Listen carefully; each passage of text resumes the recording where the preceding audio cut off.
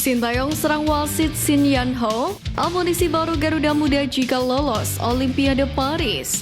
Jurnalis Australia turut kecam wasit AFC. Simak informasi selengkapnya hanya di Garuda Space Update.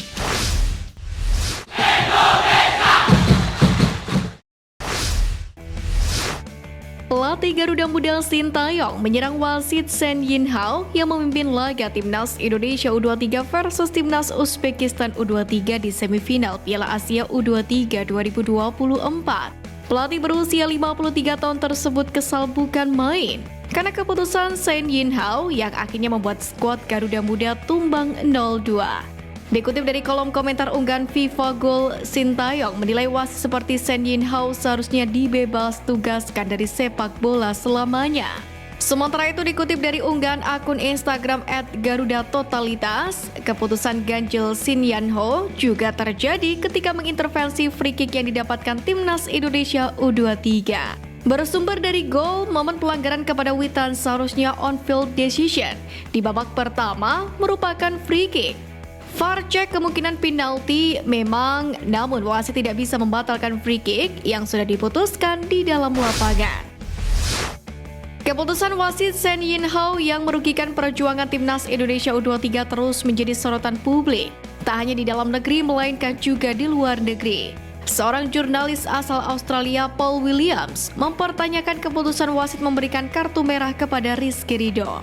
Menurutnya, itu merupakan salah satu keputusan terburuk. Dalam unggahan akun X @paulwilliam_85 juga menyebut bahwa VAR benar-benar telah menghancurkan sepak bola. Sebelumnya, pengamat sepak bola tanah air Akmal Marhali juga menyebut wasit AFC kembali merugikan Timnas Indonesia U23. Akmal menilai keputusan kontroversial wasit menjadi penyebab utama mental para penggawa Garuda Muda runtuh. Untuk itu, sudah sepantasnya AFC mengusut kepemimpinan wasit yang dianggapkan memiliki lisensi FIFA. Ketua Umum PSSI Erick Thohir bangga karena sepak bola bisa menyatukan Indonesia. Hal itu terbukti dari dukungan penuh para pecinta sepak bola tanah air yang mengadakan nobar di seluruh penjuru Indonesia. Selain bangga karena sepak bola bisa menyatukan Indonesia, Erick Thohir juga merasa puas dengan pencapaian Garuda Muda yang telah menembus semifinal Piala Asia U23 2024. Meski harus menelan kekalahan atas Uzbekistan, Erick Thohir tetap mengapresiasi pelatih, pemain, dan ofisial karena telah mengharumkan nama Indonesia sebagai debutan yang lolos ke semifinal dan meminta para pemain tak putus semangat karena tiket ke Olimpiade Paris 2024 masih terbuka. Menurutnya, Garuda Muda harus kembali memperlihatkan kekuatan mental dalam laga perebutan posisi ketiga di Piala Asia U23, sehingga tiket otomatis tampil Olimpiade bisa digenggam. Pundit asal Malaysia, Kees Sundaresan akui kagum dan sebut Marcelino Ferdinand sebagai pemain komplit di Timnas Indonesia U23. Hal itu tidak terlepas dari peran sentral Marcelino Ferdinand pada skema permainan skuad Garuda Muda.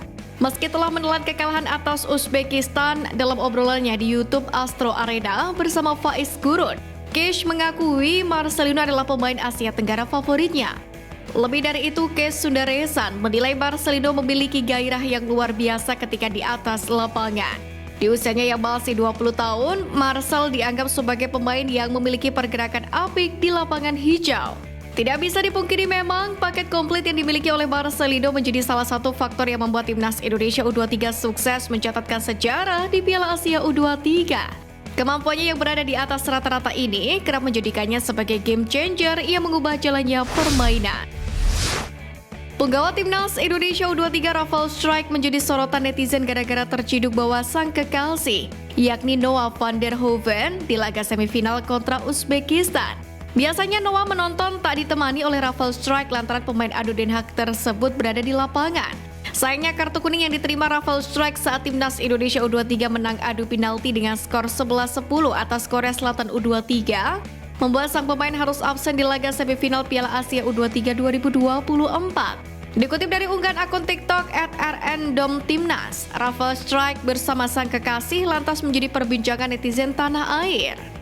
Terlepas dari momen kebersamaan dengan Noah, absennya Rafael Strijk ternyata begitu berdampak terhadap permainan Timnas Indonesia U23.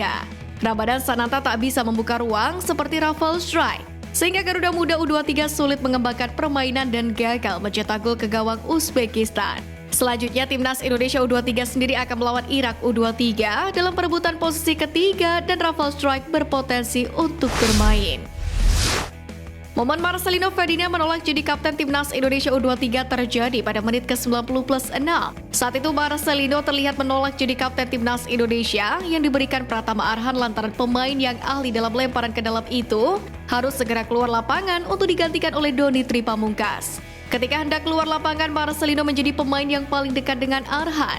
Arhan pun memberikan ban kapten itu kepada Marcelino.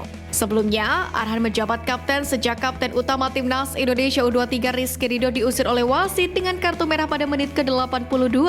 Meski sempat menunjukkan gestur menolak, namun Marcelino akhirnya pasrah menerima dipakaikan ban kapten di lengannya oleh Arhan.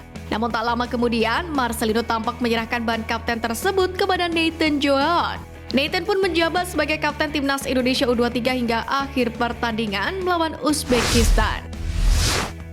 Wakil Ketua Umum PSSI Ratu Tisa Destria secara sportif mengakui kemenangan Uzbekistan atas Timnas Indonesia U23 pada semifinal Piala Asia U23. Tisha berharap hasil ini membuat Garuda Muda berbenah untuk melakoni laga perebutan tempat ketiga. Tisha mengatakan Marcelino Ferdinand hanya perlu fokus ke pertandingan melawan Irak. Persoalan lain di luar itu seperti absennya Rizky Ridho pada laga perebutan tempat ketiga karena mendapatkan kartu merah, diharapkan tidak berpengaruh. Terkait kekalahan dari Uzbekistan, Tisha mengakui tim asuhan Timur Kapadze itu sebagai lawan yang tangguh.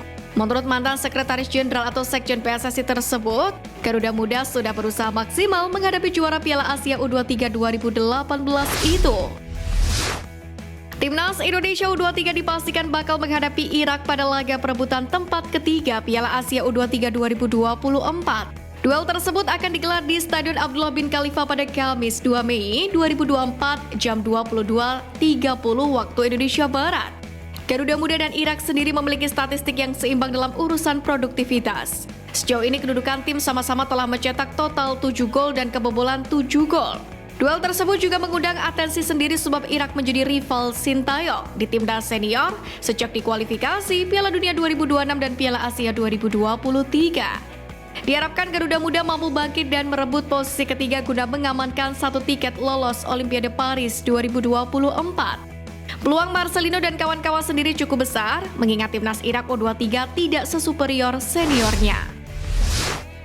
Bek kanan NEC Nijmegen Delano Arts menjadi satu pemain keturunan yang mengatakan terbuka untuk membela timnas Indonesia. Dikutip dari unggahan kanal Yusa Nugraha, Delano Arts menjelaskan darah Indonesianya berasal dari keturunan ibunya, di mana kakek dan neneknya berasal dari Gombong, Kota Kebumen. Di usianya yang masih belia, Delano Arts sudah debut di Eredivisie Belanda. Sejauh ini bahkan ia sudah mencatatkan 3 penampilan. Menarik untuk dinantikan karena Delano Arts bisa menjadi solusi bagi sektor bek kanan timnas Indonesia. Apalagi di kelompok U23 ini, posisi ini yang dinilai jadi titik lemah. Delano Arts sendiri merupakan pemain versatile. Pasalnya ia bisa dimainkan sebagai bek tengah ataupun bek kanan. Pemain berusia 20 tahun ini pun bakal menjadi solusi terbaik bagi Sintayong jika mampu membawa Garuda Muda lolos Olimpiade Paris 2024. Sekian News Flash kali ini Sobat Garuda, mari terus dukung perjuangan Timnas Indonesia. Nantikan News Flash Edition dari Garuda Space selanjutnya. Terima kasih dan salam olahraga.